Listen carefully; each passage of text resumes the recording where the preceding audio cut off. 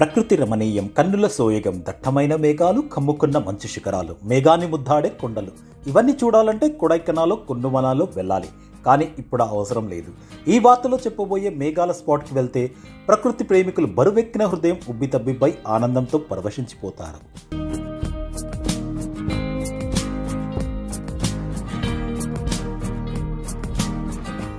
అవును, మన ఆంధ్రప్రదేశ్లోనే ఇలాంటి అద్భుత పర్యాటక ప్రాంతం ఏర్పడింది.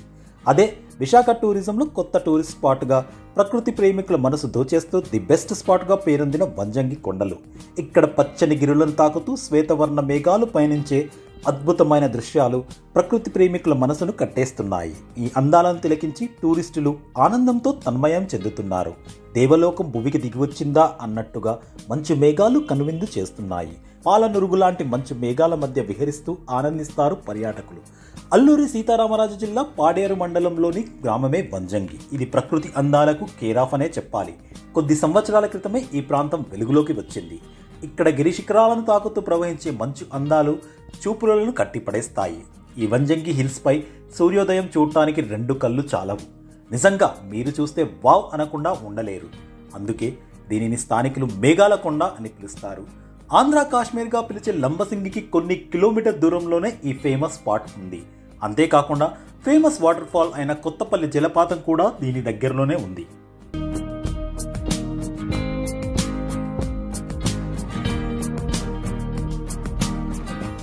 సాధారణంగా ఇలాంటి సీన్స్ మైథలాజికల్ సినిమాలో చూస్తాము.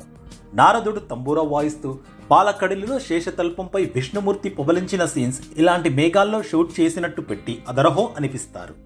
సేమ్ ఇలాంటి వంజంగి కొండలను ఇప్పుడు చూసేందుకు ఒక్క తెలుగు రాష్ట్రాల నుంచే కాకుండా ఇతర రాష్ట్రాల నుంచి కూడా అధిక సంఖ్యలో పర్యాటకులు క్యూ కడుతున్నారు.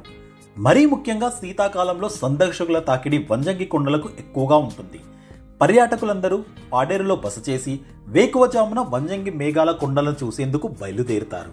పాల సముద్రాన్ని తలపించే వంజంగి మంచు అందాలను చూసేందుకు అర్ధరాత్రి నుంచి పర్యాటకులు బారులు తీరుతున్నారు. ఈ అద్భుతాన్ని చూడాలంటే మన కాళ్లకు పని చెప్పాల్సిందే సుమా. వ్యూ పాయింట్ చేరుకోవాలంటే సుమారు 5 కిలోమీటర్లు ట్రెక్ చేయాల్సి ఉంటుంది.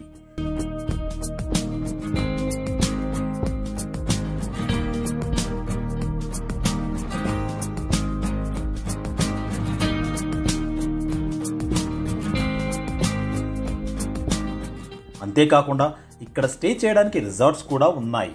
ప్రభుత్వం మరిన్ని సదుపాయాలు కల్పిస్తే టూరిస్టుల సంఖ్య పెరిగే అవకాశం ఉందని స్థానికులు అంటున్నారు. ఇక్కడికి రావాలనుకునేవారు ముందుగా ఫ్లైట్లో కానీ, ట్రైన్లో కానీ, బస్లో కానీ విశాఖపట్నం చేరుకోవాలి. అక్కడి నుంచి బస్ లేదా ప్రైవేట్ వెహికల్స్ ద్వారా ఈ ప్రాంతానికి చేరుకోవచ్చు.